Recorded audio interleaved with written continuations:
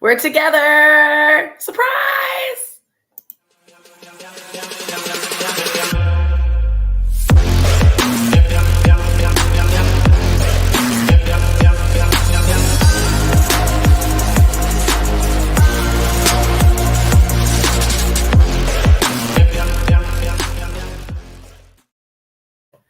Hello, hello, hello, everyone. Look who else we have. We have Gabby. Hey, guys. Welcome to Pardon Me, Alex, the only Lumberjack basketball podcast on the air and market. As you can see, we are together in my sunroom for probably the first time this season. I think so. I think so, too. Okay. Reason being is we have alumni events this weekend and starting tonight. So Jacqueline came down early and so we figured we might as well just do it together and get this one over with and out of the way so that we don't have to worry about it anymore and look ahead and look forward to tomorrow. Yeah, tomorrow's home game in the Sawmill. So let's get it going. That way we can just get it done and over with. Yeah. Okay. We're covering the game from Saturday, February 10th. So we could go tomorrow. That was in Arlington at College Park Center is what UTA's Coliseum is called. I will say, it's a cool little area. Yeah, it's cool. It's like, I feel like I would have to look up how many people it seats. It feels like it seats a lot less than our Coliseum. It is. It's just a different setup. But they have some cool, new luxury boxes on the side. So that's kind of neat. And just the surroundings, downtown Arlington. I've never. It's really cute. Yeah. The only place in Arlington I've been is literally to the Rangers' new stadium. So I had no idea that little downtown Arlington was that kind of cute and nice. Yeah. So shout out to UTA for having a really cool spot in downtown Arlington. Yeah, and I don't know what all was going on that day for it, but when I rewatched the game at the beginning, because remember I was like, why are they wearing blue when we're wearing white? Because always the home team wears white. Right. And they said it was Arlington Day, and that's why they were wearing their blue. So that makes sense. I don't know what all events they had for Arlington Day, but okay, well, there you go. If anyone else was wondering, there you go. That makes sense now, because we were kind of confused why we were wearing white, but I was very confused. At least now we know. And then, of course, since we were wearing white, it makes sense that Keller would want to do a white out and ask all the fans to wear white. But it was also pouring rain. So not the best day to be wearing white. Yeah, not ideal. But we survived, barely. We made it work. We did. Poor Jacqueline had to change clothes in the car. Yeah, it was not raining when I got dressed. So I had on little crisp white jeans and a cute white top, and then I opened the door and it's flooding, and I was like, I better throw in the second plan B option. It's a good thing too. I think plan B was a lot more comfortable too, I'm sure. Yeah. But you did look cute, I will say. But maybe there's another white out, because we've already had 5, I feel like. Why not throw one more in? Why not? So it's Gabby. Yes, hey, Mom. Tess. Gabby is in the sunroom. You'll get to pet her in a minute. Oh, oops. I do that all the time. Okay, cool. So we did have a little pregame alumni event. So that was fun.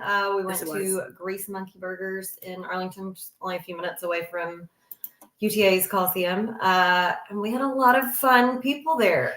We had a lot of people there too. Yeah, we did. We had a really good turnout. Great turnout. Shout out to Matt. So we have Matt Adkins helped, mostly kind of set stuff up and be the point person and run the thing. We got to see Matt Postins and hang out. Yep. Sean and Lisa Kennedy were there. Yep. Brett Foster was there. Bob Williams was there. We met a new friend, Vincent Adams, and his wife, Jerry. They were so fun. Which was so fun. Yeah, which was really funny. Such a small world. So he asked us if we knew the Deacon of Funk, and we're like, of course we do. Of course we know the Deacon. Are you kidding me? So I told him that, for anyone who doesn't know, that's AKA, bless you. Bless you. Gosh, Alex is sneezing like I Sorry, I don't usually do that. Okay. So the Deacon of Funk, AKA Alton Fraley, used to be on our board of regents at SFA. Went to high school with my parents. Known him forever. So of course, then I texted my mom and I'm like, my parents, and I'm like, we just met someone who was Alton Fraley's frat brother at SFA, and my mom was cleaning out her library. So she proceeded to send us all sorts of fun little snapshots from their high school yearbook. So oh my God, yeah, to see Fraley in his, I just can't. The swag. The swag that man he still has swag. Let me say that. But man, he was looking fly AF in this. I mean, come on, it's the 70s. I mean, he looked great. Hold on, we got Kyle coming in. Hi, Kyle. We wish we were coming to Utah too. It's just hard to come to Utah when we're trying to save money for Vegas. That's just the only hard thing. If there's ever a Utah game at the very beginning of conference, that would be ideal. That would be more doable. That way we could actually come up and, spend time and spend the weekend. It's just hard when we're trying to get ready for Vegas. But but we'll see you in Vegas. We're almost there. I don't know how. Wait, what's my countdown to? I think it's like 26. Oh, gosh. 26 days. I know. Super exciting. Yikes is right. We saw some fun people at the game as well. So as soon as Alex and I went and sat down, well, first of all, Charles' parents were there, so we're excited to see them. They're wearing their silencer shirts that we got them. And then I looked over and I was like, I could tell it was some players' parents. And I looked at Alex and I said, that has to be Davion's mom because he looks exactly like her. So. Yeah, you were spot on. Yeah. So over there, sure enough. So Davion's mom and dad and 2 younger brothers were there. So that was fun. Got to chat with them a little bit. Super cute. Yeah. Well, and one of my friends from high school, Jacob Myers, who also happens to be Rob Myers' nephew, was at the game with his son. So probably haven't seen him since high school. So that's so cute. A fun, quick little catch up. So there was a great little contingent of SFA fans there in Arlington supporting the Jacks, and honestly, very thankful for that. I know it's hard to get out to a game, to come all the way down to Nacogdoches all the time. There were some people there that was their first game of the season, was coming to the game in UTA. So I'm just glad that we were able to provide for them a little bit of a pregame activity. And again, shout out to Matt and Brian and all the Dallas, Fort Worth, Arlington peeps for putting that together. So that was a great little time. One last thing before we get started, my mom is going to drive me crazy and she's going to kick my ass if I do not mention the cute little Sawmill 6-man post today of the guys visiting Magnolia Court, which is one of the senior citizen kind of nursing community center. It's a retirement community for anyone who's watched The Sopranos. You'll know what I'm talking about. Del Boca Vista. Yeah, it's like Del Boca Vista. That's a Seinfeld reference. Yeah. So anyway, the boys went to go visit the Magnolia Court residents yesterday for Valentine's Day, and because they had a little Valentine's Day dance, and there's a cute little video of Jolani dancing with one of the residents, and it's the cutest thing in the world. So yeah, so I love that. I think that's the cutest thing. I love it. So yes, shout out to them, shout out to the boys and Sawmill 6-men for setting up stuff like that for them to do in the community. And now because of that, obviously those little residents are just having the time of their life, and now they're really going to come and support the Jacks tomorrow. They have a whole bus. They're going to pile in the bus and come and cheer on the Jacks tomorrow, which I think is adorable. So love to see it. I do too. That's the sweetest thing. Yes. Hello, Jose Pinones. Let's go, Jacks. See you in Vegas. I'll believe it when I see it. We'll hold you to that. Again, see what happens. I'll believe it when I see it. Jose. I'm not gonna. I wouldn't hold my breath, brother. Okay, and we're good now. I wouldn't be surprised either way. Well, that's true. If he shows up, it would 50-50. be. It is 50-50 with that boy. Okay. All right. So I'll give you all the general history, background info. So going into this game, we had 20 wins and 25 losses in our matchups with UTA. Our last matchup was January of this year at home, and we won by 19 points, 92-73. Yep. The largest margin of victory we've had over them was 110-77 in 1995, and the smallest was only by 1 point, 65-64 in 1997. So, well, I'll be darned. Interesting. Okay. So we've been playing. Yeah, we've been playing them for a while. Sorry, now I'm gonna cough. I seem to want to say that way back when we were in the Lone Star Conference, maybe UTA was in the Lone Star Conference with us. I think so too. I think that I could be wrong. I do remember that being a thing, because whenever they joined the WAC, it was like, oh, now we're back in the conference with them again. Yeah. So I think that checks out. Okay, so quickly going over the resume standings and the regular WAC standings. So we dropped a smidgen, technically, if you want to be technical with it. We're still tied for 4th with CBU, but they just have a smidgen of a lead over us in the standings. So that's why it looks like we're in 5th place in the regular standings. And then when it comes to the seating system update, we are still, as of February 16th, which is today, there hasn't been any movement because there hasn't been any games. So we're still in 4th place, which is great. And somehow, I don't know why or how, but UT Arlington was right behind us, like with the same amount almost. And now they are at negative 1.41. They must have lost to someone on Thursday, I bet. Okay. They probably did. Okay. I'm sitting here thinking, what? That makes the most sense. Let me look at their, they did. They lost to Tarleton. Okay. And then it was at home. So that's why. Okay. There we go. Well, that solves that mystery. So now we have, again, not very comfy cushion, but we do have a little bit more of a cushion there in 4th place in the seating process. But what I wouldn't give to be on positive yardage right now. But we'll see. Tomorrow may push us in that direction. So okay. Fingers crossed is right.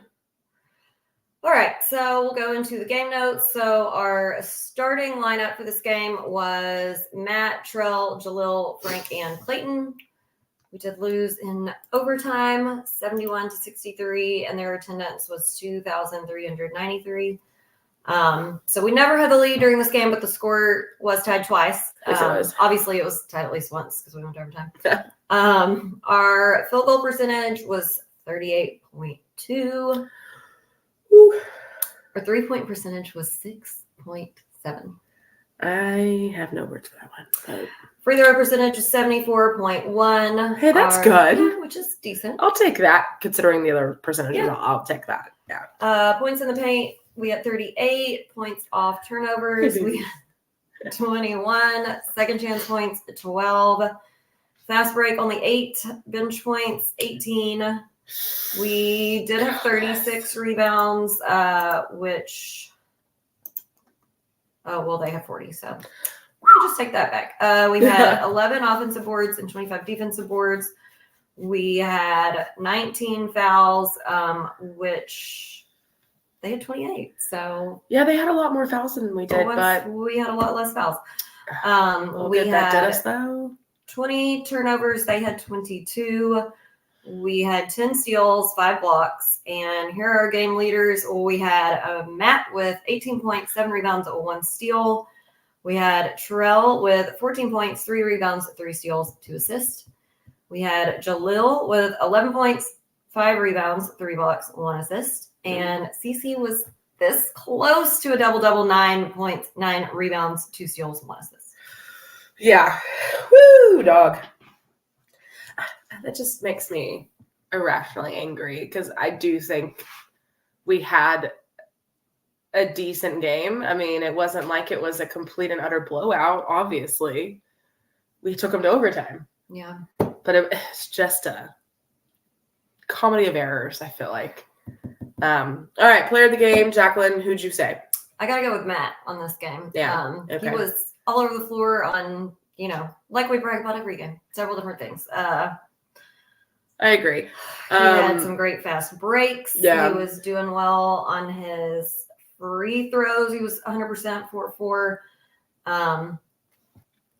7 of 17 from the field. High scoring. 7 rebounds. I mean, he was everywhere. Yeah, I like it. I mean, I 100% agree with the Matt, but I'm going to go with somebody different because I don't know. I hope I know who you're going to say because I'm going to agree as a second place. Okay. Cece. Yep. Okay. Yeah. Oh my God. Okay. So I haven't called him a bad man in a while, but this game, Saturday, he got it. I called him a bad man multiple times. because he just brought it back. I don't know. He was looking great. He was looking fire. And again, like Jacqueline said, he almost had a double-double. He was rebounding all over the place. He, again, just like with Matt, he's a guy that you can guarantee will be all over the court, rebounding, playing defense, trying to get a layup into the paint. I mean, he's everywhere. In this game, he's been kind of quiet a little bit for the past maybe couple weeks or so, but this game he really, really, really contributed, and I am very, very proud of him. I'm not saying Trell and Jalil didn't have great games as well. They did. We love that Trell had a decent scoring game, especially with his parents in the stands. But CC, for me, he just really he really was putting his body on the line and putting the team on his back the best he could. I agree completely. Yeah. So a few of my little brags, feats of strength I have on Matt. So Frank got a great steal to give Matt a fast break. Just his general great drives, defense as usual. Yeah. What I did forget to include on CC stats is that he had 2 blocks. So like we were saying, he had some great steals. He had 1 block that I put great block in all caps. That's when he got the bad man from Alex. Yeah, that block was disgusting. Again. Yeah, he was in the background doing all of the things that needed to be done the whole game. He was doing his best to keep us in the game the entire time. Just really, really good basketball from CC. Very proud of him. And I think he only had 1 foul. Yeah, 1 foul. The whole game. Very nice. Yeah, it's pretty good actually. Especially for getting 2 blocks in there. Usually when he's blocking, he gets a foul. So both of those blocks counted. Thank God. Yes. Yeah. Okay, let's talk about Trell for a sec since he's our next high scorer. So he did make 1 3 that was like all the way to the logo right out of halftime. Yeah. That was great. Just per usual, his ability to bring the ball down the court, and like we said the last game, still be able to create himself shots, drive, go 1-on-1, get several rebounds, steals, assists, everything. And I'm glad he had a really good game while his parents were there too. I'm sure he'll probably disagree with that, but we think he did. But I think he did. I mean, it wasn't, again, you're in hostile territory. You're not the home team. You're already playing at a disadvantage for having 2 guys not in the game, and plus you're playing a position that isn't necessarily your natural position. Yeah. So you're still getting used to that. And I will give him props. He was our only made 3 the whole game. Yeah. So thank you, Trout. That's where we got the 6.7% or whatever it was. Yeah, 1 out of 15. Not ideal. But shout out to Trout for getting the 1-3 of the whole game. Trout also had, he was almost 100% with his free throws. Yeah. I think he missed 1 maybe. Yeah. All right, I'll brag. I can't talk today. I'll brag on Jalil Neither can next. I. It's fine. I sound like a 50-year-old smoker, so it's fine. So Jalil, like I said, he had 11 points, 5 rebounds, 2 blocks, 1 assist. He had a lot of great just like one-off moves. Let's see. Well, my first laugh was I didn't notice this in person because it was on the opposite end of the court from us. Okay. But he went out of bounds to try to save a ball, and he plowed Hunter over. Did he? Taking pictures, and then he immediately helped him up. But it was you could see it slow motion coming. He took Hunter out. Oh God! I was standing over him and picked him up. Oh no! I hate that happened, but I really hope Hunter was taking pictures during that. I would love to see if there's a video or pictures that he has of just Jalil coming straight for him. I have to text him and ask him. I think it'd be funny. That would be funny to see, honestly. Let's see. Chemo gave a spectacular alley to Jalil. He did. Let's see. Jalil had he had a nice putback that led to an and 1. He had a massive dunk backdoor that was just beautiful. See, I love when we do the dunk backdoors. I hate it when other people do it on us, man. Yeah. I also thought Chemo played great this game. He had some great drive attempts, and 1, he kind of lost it, but he got the ball back. He had a great drive, and he got the and 1 opportunity. Didn't make the free throw, but getting to the line, getting them a foul, and making that shot was great. Like I said, he gave the alley to Jalil. Frank had a nice little drive and floater that I specifically noted. Yeah. And Miles got some good minutes. He took a great drive to draw the foul and then made both of his free throws. So I agree. Let's see here. We already talked about Cece, talked about Frank, talked about Chalil. I think that was it. Any more?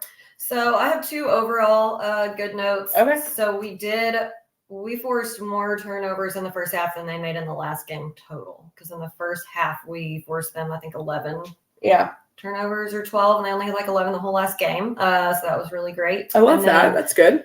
And then if y'all remember, so the first time that we played them at home, they were missing 2 of their best players. They were. Yeah. And we beat them by 19. And then we played them on the road, missing 2 of our best players. They had their 2 back, and we only lost by 8. So, or however many it was. 8, yeah. Yeah. So, I mean, in the end, I feel point. like we won, and we took them to overtime. So, yeah. It may not have showed up on the scoreboard, but I still think it was a decent game. Yeah. I agree. Okay. Moving on. Here we go, guys. Get her done. With the airing of grievances. I got a lot of problems with you people. Now, you're going to hear about it. All right. Okay. Grievances must happen. They do. Sorry. I mean, it's hard. I hate doing grievances during a loss because I don't want this to sound like a bashing party. Yeah. This is just my overall, and this is what I said after the game. The team with the most points wins, and we just I don't think there was like anything specifically that we were doing terribly or like any one player that had a bad game. Our shots just weren't falling. They were. I mean, that was my main. I literally wrote 2 comments about this whole game. The whole interaction with the refs, which we'll talk about in a second. Yeah, we'll get to that. Yeah, but also just lots of missed buckets. Like there really isn't, like you said, a major, like a specific person. It was just the fact all across the board. Just a lot of missed buckets, a lot of missed easy buckets by everybody. Yeah. Everybody's at Jesus. Almost had the geriatric dog fall on the floor. Oh my God, Gabby. Yeah, so I mean the first 5 minutes of the game, we only had 2 points. Yeah. I read y'all our shooting percentages. Field goal at 38 is just not ideal, and 3-point at 6.7. That's really not ideal. It's not good. That's not good. I could deal with the 38. Not great, but I can deal with it. Yeah. But the 6, not great. It's just not good.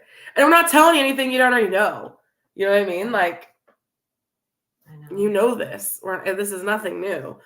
I forgot. Well, I put one of my feats of strength under my grievances column. Sorry, Jelani got a really good putback dunk. Oh, yeah, that's right. He did. Jelani. Sorry, I forgot. Sorry, Jelani. My other thing is it was just, I hated that we had so many guys and, well, not a lot, just a couple guys in foul trouble. I mean, including Trell fouling out. That's why he didn't play as many minutes as he normally does because he fouled out. He had 5 fouls. Clayton had 4 and he only played for 6 minutes. Yeah, that's not optimal. No. I will say their foul trouble was a lot worse than ours. Let's see. They had 3 players with 4 fouls and 3 players with 3 fouls. Which you can't tell me that any of those players with 4 fouls, and that this is what brings me to the refs. You can't sit there and tell me that any of those players that had 4 fouls didn't foul within the last, we're living they had 4 fouls, like almost going into the second half. Yeah, I know for sure one of them had at least 3 because he That's what I'm saying. Almost the whole first half. You mean to tell me that at no point during them being in the game let me look down here. I mean, like number 2, Williams, he played for 25 minutes, had 4 fouls. Sorry. Shamar Wilson, same thing, 4 fouls. Number 11, Karoma, 4 fouls. No, there's no way. Because a lot of them had those 4 fouls for a long time. A long time. I agree. There's just no way. And then that brings us to the interactions with the refs. Like, as you might have saw if you were watching the game, we were sitting directly behind the team like we normally do. And man, oh man, could we hear the conversations between Keller and the refs, or lack of, because they just refused to speak to him. And when they did, they had no answer for him. So if y'all know I don't ever tweet. So No. when I do, it's noteworthy. Especially when you tweet about the refs. Literally, RE refs.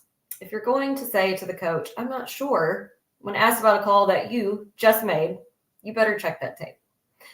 So they called, and I made sure to watch this part when I rewatched the game, just to make sure I didn't miss anything. Well, yes. So Jelani and someone else, can't remember who, were trapping one of their players on the baseline right in front of our bench, as Alex said. So they were directly in front of us. Directly. I mean, not even 10 feet away from us. I could. So I felt like I had seen all there was to see, but I still wanted to check the tape to make sure. The refs call out of bounds. The kid falls out of bounds. And here's exactly what happened. Jelani, which was no different than what I thought it was. Jelani, after, the ref called it out of bounds on him, right. He turns to our guys on the bench and is like, yeah. Well, he's kind of standing over the dude because the dude's just falling out of bounds. That's just where he happened to be standing. And I guess the dude thought he was jabbering to him, but it was very clear that he wasn't. So the dude gets up and gets in his face and starts talking, and the ref calls a double tech. And as all of us, we got the same view Keller did. Keller's asking the ref, what did he say? What happened? And the ref's like, I'm not sure. He legitimately said that. Verbatim. I'm not sure. But you're the one who just called it double tech. We all heard it. We're not making this up. If we turn to any of the people that were sitting beside us, next to us, they'll say the same thing. I'll call Matt Posens right now. Ask him the same thing. It was the wildest thing I've ever seen and heard in my life. The fact that a ref legitimately says when a coach is asking him, why did you call the foul? Why did you give him the tech? And he legitimately says, I'm not sure. It's the wildest thing, honestly, I've ever witnessed from all of the games I've watched from a referee adjacent standpoint, because as I've said many times, they're not perfect. They're human. No. I get it. But at that point, if you don't know, you got two options, and neither one of them is saying, I'm not sure.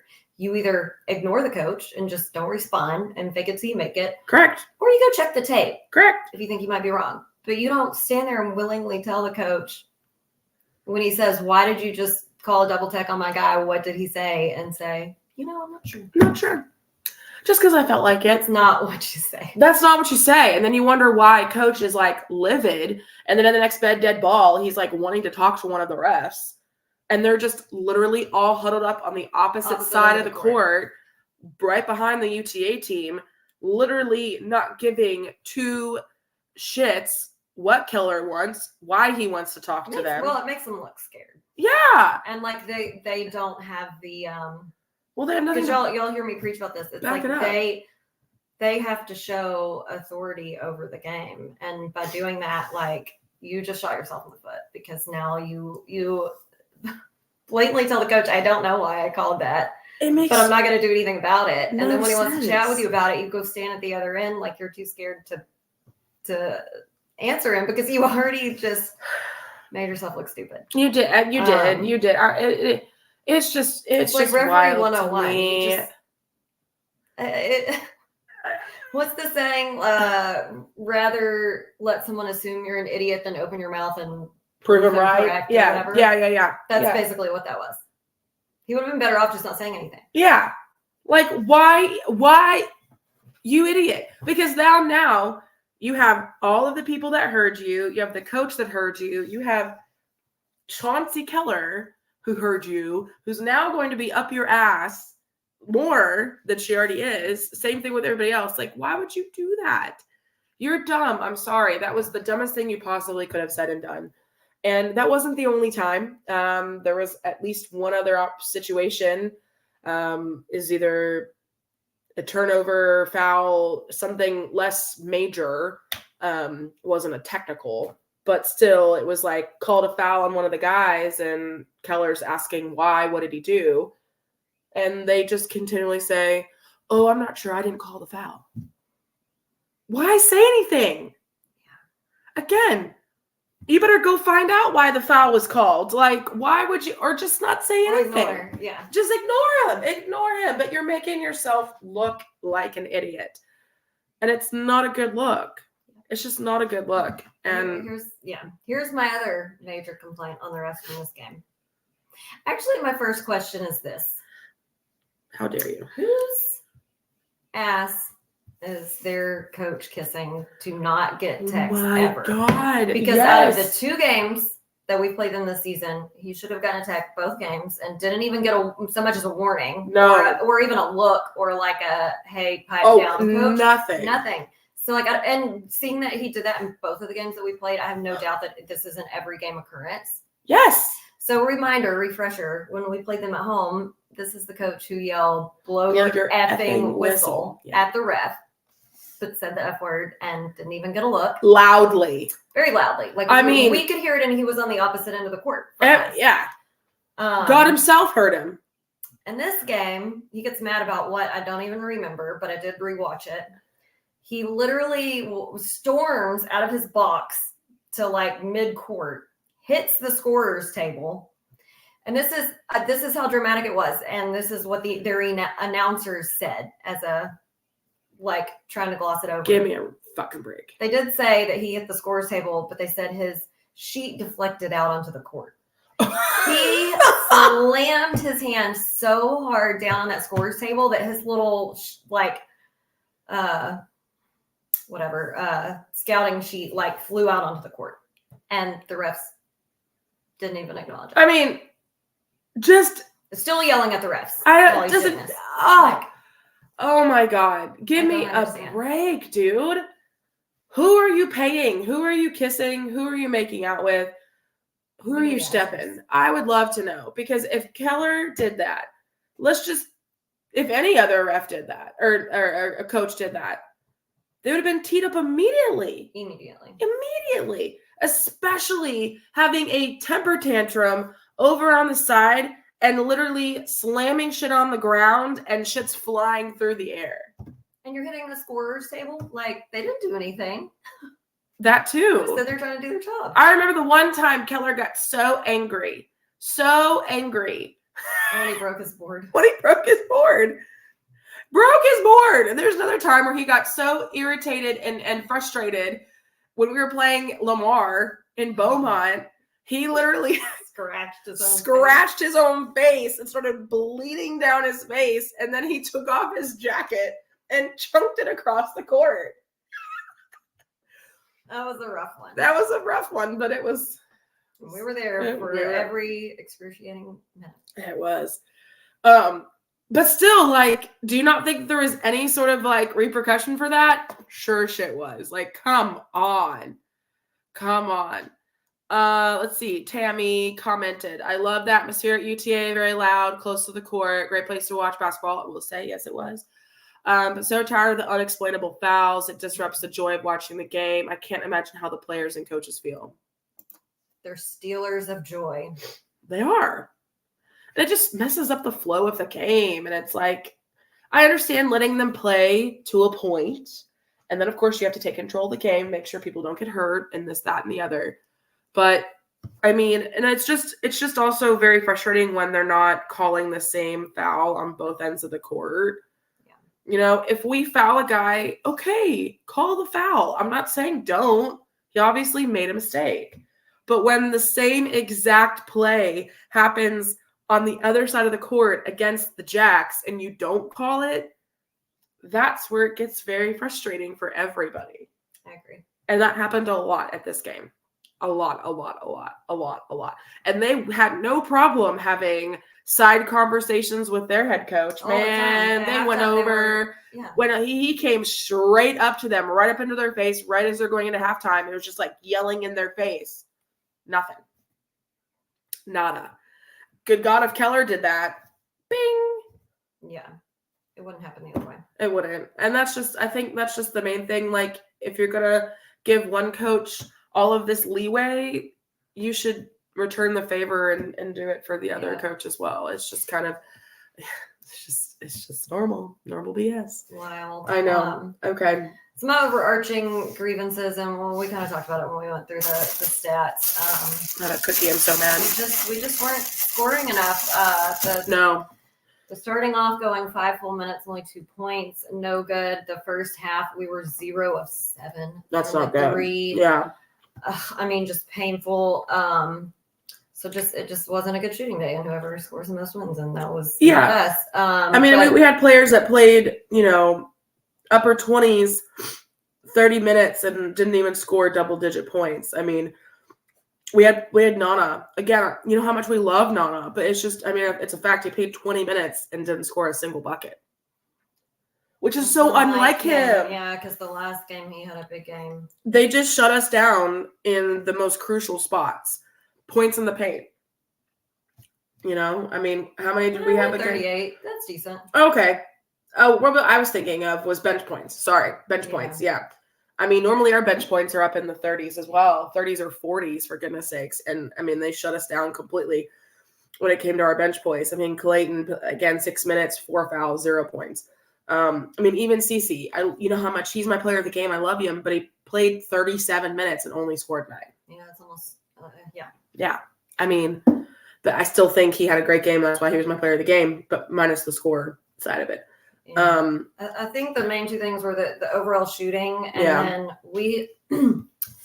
I don't know what we were doing on inbounds this game, and we may perhaps need to have an inbounds only practice because we had multiple 5-second calls on the inbounds, or we let them steal it and they got a fast break. Yeah. And let's see what their fast break points were. Oh, only 7. 7. It felt like a lot. It happened multiple times. We got a 5-second call in inbounds at least twice in the second half, and at least once they stole it and had a fast break. Yeah. Which is just not good. My grievances on their announcers. So I think they did have. I feel like one of their announcers was decent and one was not at all. Yeah. But one of them called Nana Boisiario. Ooh, not even close. I was like, I mean, I get it's a difficult name, but throwing the R instead of the K is the adding consonants and vowels where they don't belong. Typical. One of their announcers one time. So it was a call where I believe it was Matt. They called a block on the defensive player when he was driving in. One of their announcers is like, well, yeah, that was just really a 50-50 call there. And, just really the 50-50 calls should go to the home team or the player who sacrificed his body. And I'm like, do you know anything about refereeing? Because clearly if it's on a drive and it's a toss-up, default goes to the offensive player, not the what? Because as the defensive player, the weight is on you to show that you have position. Right. It doesn't go to the home team or the guy who sacrificed his body. I was like, you are a moron. Stop talking. What kind of bullshit is that? I don't know. Just making stuff up, dude. And then, I was like, that's not in the referee's handbook, but cool. And then there was another point during the game where I'm assuming the same announcer, because he was just all over the place, said something about pointing out that UTA had a lot more fouls than us, and he felt it was just uneven, which I expect to hear them say. God bless. But I actually was happy when the other announcer was like, well, I actually kind of disagree with you, because I think since Stephen F. Austin, for one, plays such tough defense, I think that reflects well on them that they don't have as many fouls. And I think it reflects well on how they've been playing offense, because they've been taking advantage of the UTA players being in foul trouble and taking it to them and driving in. And I was like, okay, we'll see. You know how to watch Why basketball. Can't this guy be the commentator and the other guy just do some color? You know how to watch basketball, because that was the thing. Multiple of their dudes got in foul trouble early. Right. And we did the smart thing of trying to take it to those dudes. So yeah, that's how you play the game. Just didn't turn out in our favor, because you can't tell me that they had 3 dudes for 4 fouls, and not a single one of those guys fouled at any certain point for the whole entire second half. I know. Give me a break. Oh Oh, give me a break. Anyway, I mean, I have nothing else to say. I don't want to dwell on it anymore because it's just frustrating AF to have to sit there. Mainly, I mean, I'm not frustrated with the team. Like, I mean, they played the best they could. Obviously, just a lot of missed buckets, and it's just been a rough couple weeks here. And about to get rougher. So y'all please show up Saturday to support them at home because they are about to have a long and difficult road game stint. Oh my God. Yeah, exactly. I was just about to bring that up, Jacqueline. The game on Saturday, the game tomorrow. The game tomorrow is versus ACU, which, as we know, is an absolute thorn in our side constantly. Abilene Christian this year is currently trying to remember what, like 7th or something. I think so. I exited out of the WAC standings. But I can bring it back really fast. It's just important because, again, like, they're always playing us difficult. They're always they're just a hard team to play. They are, and our playing styles are so similar that it's always an evenly matched game, no matter where we're both ranked at the time, you know. Oh, for sure. Well, I don't know. It's taking forever to come up. There we go. Kind of. Let me just click on Abilene Christian. There we go. God dog it. That's not what I wanted. Hold on a second, people. Memento, Corfalor. What in the... Okay, there we go. All right. The WAC website needs an overhaul. Just going to say that. It's not very user-friendly. Let me just throw that out there. So, yeah, ACU is towards the bottom of the pack standings-wise, but, again, don't let that fool you. They are a very difficult team to play. If you remember, we played them already once this year at Abilene, and we lost in overtime. So they're a hard team to play. They're very difficult. Like Jacqueline said, we have very similar styles, especially on defense. So we really, really, really, really need everyone that we can to come and support the Jacks tomorrow. We'll have a nice little alumni contingent because we have our ambassador assembly tomorrow morning. And as soon as that's over, we basically have a small window for lunch, and then we go directly to the game. So we'll have at least 50 or so alumni coming. Please, I'm begging you from the bottom of my heart. It's a 2:00 game. You don't have much going on tomorrow except for Mardi Gras at the brewery. And you can go after. I'm taking the 2 hours away from what I would normally be doing at work at the brewery to come and watch the Jacks. Like, if I can do it, you can do it. So then you have plenty of time for post-game revelry and drinks at the brewery afterwards because we're going to be celebrating a W. I always like to do it like this. Oh, that's true. That's better. I don't know why. That's just better. That's just a W. There we go. I like that too. That was good. Okay. So after that game, though, Jacqueline's right. We have a really rough four-game road trip. After we play our Abilene Christian tomorrow, we go to Seattle U. On Thursday, the 22nd, we play Utah Valley. On February 24th, we play California Baptist on February 29th, and then Grand Canyon on March 2nd. And that's the last road game before we come home for 2 more games at home.